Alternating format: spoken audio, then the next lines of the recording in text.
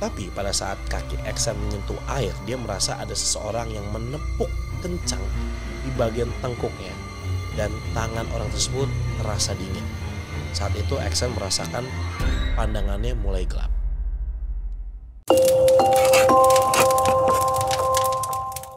Kembali lagi di Unseen, ruang untuk merasakan karena tidak semua bisa dilihat. Oke. Belakangan ini di sosial media gue tuh lagi dipenuhi sama pengalaman-pengalaman seseorang yang mengalami kejadian mistis. Dari mulai urban legend tentang dancing lady Serbia, terus manggung di acara pernikahan jin, sampai tersesat di dunia goib selama 35 jam. Mungkin kalian udah pernah dengar ya tentang cerita itu, semua ada di FYP kalian ya, FYP kalian lah ya. Tapi di sini gue mau ceritain lebih detail dari berbagai sumber. Gimana ceritanya? Check this out.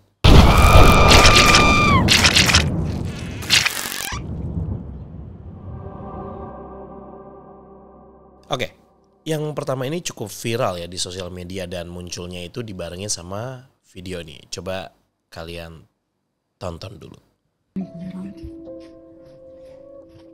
Jeste dobro?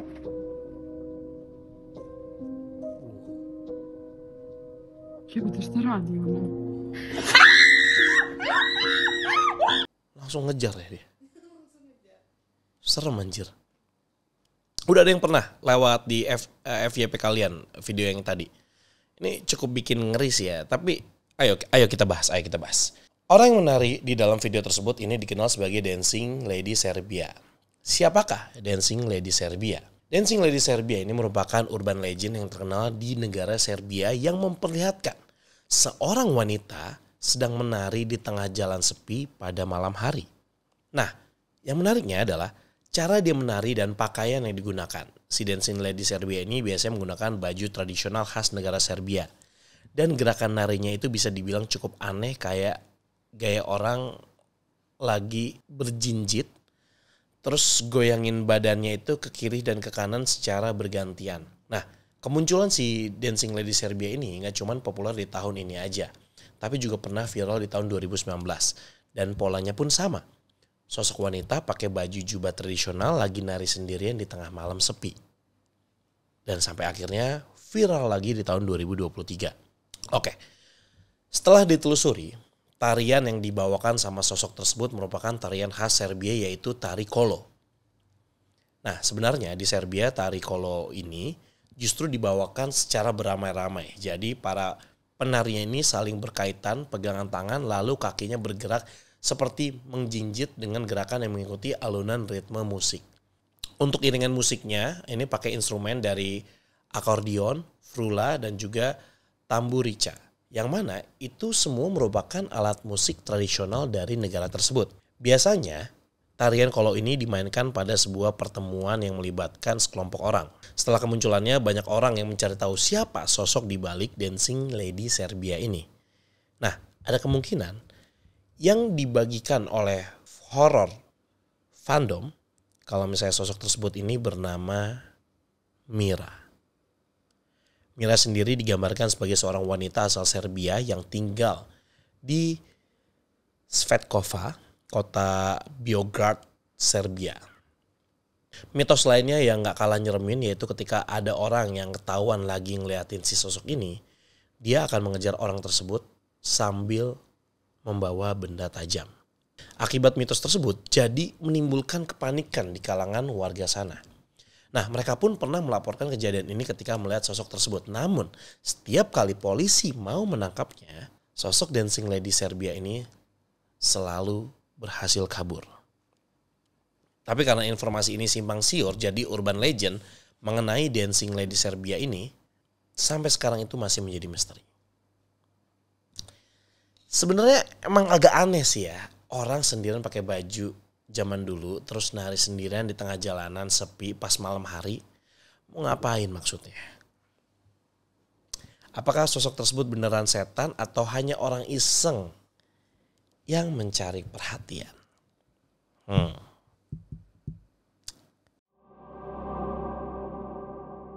Apa yang kalian lakukan kalau diundang tampil di acara pernikahan bangsa jin? Nah, kejadian ini kayak cerita mistis yang dialami sama Naura, vokalis dari grup musik Naura Al-Takaka. Naura Al-Takaka adalah nama grup musik gambus populer yang berasal dari Kuwait di era tahun 90-an. Biasanya mereka ini sering tampil untuk mengisi pesta pernikahan atau acara tradisional di Kuwait. Naura sendiri ini semakin populer setelah menceritakan kejadian gaib yang dialami oleh dia dan juga grup musiknya. Gimana ceritanya? Jadi saat itu sekitar tahun 1997-an Naura sama grup musiknya ini dapat tawaran nih untuk manggung di sebuah acara pernikahan. Ibu-ibu yang ngundang itu bilang grup musik Naura akan tampil saat malam hari di pesta pernikahan anaknya. Nah, karena waktu tampil ini di malam hari, Naura yang menjadi ketua grup pun menolak. Tapi orang ini kekeh buat maksa Naura untuk tampil di acara dengan bayaran yang bisa dibilang lumayan. Karena bayarannya lumayan, otomatis grup musik mereka mengiyakan tawaran manggung tersebut. Saat mereka tiba di rumah yang punya hajat, mereka pun disambut sekaligus berdecak kagum sama dekorasi rumah yang sangat megah. Mereka pun sempat diajak foto bersama di rumah tersebut. Nah, acara pun berjalan semestinya. Grup musik mereka tampil seperti biasanya tanpa ada hal-hal yang aneh. Bahkan, para tamu pun ikut menari dan saling ngobrol bersama di pesta pernikahan tersebut. Namun, hal aneh pun terjadi ketika waktu menunjukkan jam 12 malam. Grup musik Naura Al-Takaka berniat untuk menyudahkan penampilan mereka karena memang sudah terlalu malam. Tapi entah kenapa, ibu yang punya hajat malah mencegah mereka untuk berhenti dan justru menyuruh untuk melanjutkan tampilan dengan bayaran yang lebih. Lampu pun tiba-tiba mati dan semua orang kaget. Tapi udah tahu lampu mati, ibu itu malah nyuruh untuk lanjutin lagi main musiknya. Grup musik ini pun merasa aneh, ditambah suasana yang mulai mencekam dan penampilan para tamu undangan yang gak biasa. Para tamu undangan itu mengenakan pakaian Timur Tengah, namun dengan versi yang menyeramkan. Tapi mau gimana lagi, mereka pun tetap melanjutkan tampil dengan satu lagu lagi. Nah, ada salah satu personil dari Naura Al-Takaka yang bernama Syam melihat hal aneh. Ia baru menyadari setelah senter menyorot kaki para tamu dan ternyata para tamu tersebut berkaki kambing dengan wujud bagian atas seperti manusia. Grup musik Naura Al-Takaka pun langsung lari ketakutan dan mereka juga baru menyadari kalau jam sudah menunjukkan waktu subuh. Mereka pun iseng buat nengok ke belakang lagi. Dan ya, betapa kagetnya mereka. Di belakang mereka tidak ada tanda-tanda kehidupan apalagi pesta pernikahan. Ya, hingga saat ini Naura dan grup musiknya memiliki pengalaman mistis yang sangat berharga. Yaitu tampil di pernikahan bangsa jin. Tapi guys, ngomongin soal undangan di pesta goib, gue jadi keinget sama cerita Ari Lasso dulu yang katanya ini pernah diundang juga buat manggung di kota gaib. Masih pada ingat gak sih sama ceritanya? Jadi pas tahun 2005 ini Mas Ari Lasso sama ada band ini diundang untuk manggung di sebuah kota di Indonesia. Pas mereka sampai di sana, manajer mereka ini diminta untuk jangan mandi selama 3 hari sampai keluar dari kota tersebut. Katanya sih untuk nangkal hujan. Ya mereka juga dikasih tahu untuk cuek aja kalau ngelihat penonton lagi melakukan gerakan aneh atau ngelihat penonton dengan wajah yang posturnya aneh. Nah, hingga tiba ini Mas Ari Lasso ini tampil, dia merasa di situ ada sekitar 12.000 orang. Dari anak kecil sampai orang dewasa. Mereka ini semua ikut menikmati musik dan menari. Ya intinya nggak ada hal yang aneh lah yang dirasain sama Mas Ari Lasso ini. Tapi keanehan mulai muncul pas udah selesai. Waktu itu Mas Ari Lasso saat itu langsung masuk ke dalam mobil, berusaha keluar dari area konser. Tapi selisih waktu 5 menit, semua menjadi sepi. Mas Ari dan timnya merasakan hanya ada 2.000-an orang saja. Padahal pas dilihat dari panggung itu jumlah orangnya itu lebih dari itu. Nah, kejanggalan lain terjadi pas udah sampai hotel. Manajer Mas Hari ini saat itu sudah diwanti-wanti, jangan mandi selama 3 hari. Malah memutuskan untuk mandi karena merasa gerah. Beberapa menit kemudian, ada seseorang yang meminta tolong dari bawah hotel. Dan ternyata kepala produksi mereka mengalami kecelakaan saat pengen nyebrang untuk beli rokok. Mereka percaya hal itu terjadi karena kesialan yang didapat akibat melanggar peraturan yang diberikan. Ini sangat menarik ya, cerita mengenai dunia lain. Tapi apakah kalian percaya dengan adanya dunia gaib yang diisi oleh bangsa jin? Oke, belum lama ini gue sempat baca di salah satu platform Vice Indonesia tentang pengalaman seseorang yang terjebak di alam gaib. Ceritanya ini cukup menarik ya, jadi gue mau bagiin ke kalian juga. Jadi ceritanya ini dialami oleh anak pertama dari pasangan Tri Noriati dan juga Suparno yang bernama Eksan Aji Saputra.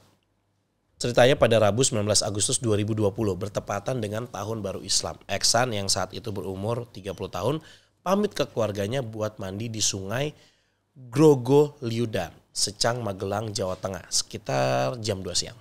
Letak sungainya cuma berjarak 500 meter dari rumah mereka. Nah, sejam kemudian atau di jam 3 ada warga yang ngelihat pakaian Eksan di sekitar sungai tapi nggak ada tanda keberadaan Eksan. Akhirnya warga tersebut ngasih tahu ke orang tuanya. Jadi saat itu juga orang tua Eksan ini coba buat hubungin handphonenya Eksan tapi nggak tersambung. Nah, saat itu para warga dan juga pemerintah desa ini setempat langsung melakukan pencarian dibantu juga sama tim SAR.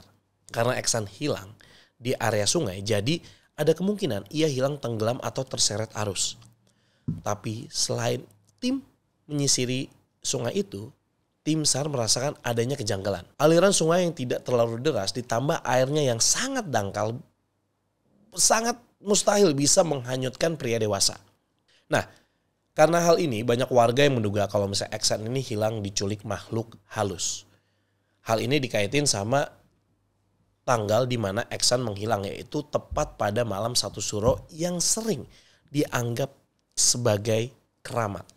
Ditambah, sebelumnya tim SAR ini sudah mengirim 200 relawan untuk mencari Eksan di sekitar sungai sejauh 3 km sebanyak 2 kali. Tapi di antara mereka semua nggak ada yang berhasil menemukan Eksan. Bahkan warga mencari Eksan sampai melakukan blek-blekting atau membunyikan peralatan dapur dengan memukul-mukul sambil memanggil nama Eksan. Tapi ya hasilnya nihil. Para warga dan juga tim SAR pun terus mencari di mana keberadaan Eksan. Hingga akhirnya pada Kamis 20 Agustus menjelang tengah malam, setelah hampir 35 jam pencarian, Eksan ditemukan di desa Pucang sekitar 2 km dari sungai Grogoliudan, atau tepatnya di mana pakaian itu berada. Ia ditemukan dalam keadaan sadar namun dengan kondisi yang lemas, linglung, dan tanpa sehelai kain menutupi tubuhnya. Lalu apa yang sebenarnya menimpa Eksan? Oke, jadi ini ada cerita versi Eksannya sendiri ya. Setelah dia pamit sama orang tuanya untuk mandi di sungai, dia merasa nggak ada hal yang aneh pas masuk ke kawasan sungai Grogoliudan. Meskipun cuman ada dia seorang di sungai itu dan siang hari juga gitu kan. Tapi pada saat kaki Eksan menyentuh air, dia merasa ada seseorang yang menepuk kencang di bagian tengkuknya dan tangan orang tersebut terasa dingin. Saat itu Eksan merasakan pandangannya mulai gelap. Entah berapa lama dia pingsan, tapi saat dia buka mata, dia sudah berada di sebuah barisan panjang berisi laki-laki dan perempuan yang berpasangan-pasangan. Wajah perempuannya sama semua, tapi wajah laki-lakinya pada berbeda. Ada yang gondrong, cepak, rambutnya putih, ada juga yang berdarah. Tapi yang dia ingat, tinggi mereka ini semua sama. Eksan pun berjejer dengan sosok perempuan cantik yang memakai kemben dan selendang halus warna krem muda dengan rambut terkuncir ke belakang. Sementara dirinya memakai pakaian dan juga kain yang dililitkan ke badannya. Mereka pun berjalan di sebuah jalanan setapak yang penuh dengan batu-batu. Eksan pun gak tahu di mana dirinya berada dan siapa orang-orang itu semua. Di lokasi itu udaranya sejuk seperti waktu subuh dan sekelilingnya pun kosong gak ada apa-apa. Di dalam batinnya, Aksan berteriak meminta tolong sambil menangis. Tapi mulutnya terkunci dan badannya pun sudah lemas. Tapi gak bisa dikontrol. Dia pun melihat ada bola api yang menyala mengikuti dirinya dari jauh dan terlihat samar. Dia berpikir bahwa bola api yang ia lihat adalah obor api dari orang-orang yang mencari dirinya. Namun karena Aksan lagi berada di alam lain, jadi keberadaan dia ini tidak terlihat. Padahal menurutnya ada di lokasi yang sama dengan orang-orang yang mencari dirinya. Ya, hingga akhirnya dia berhasil ditemukan.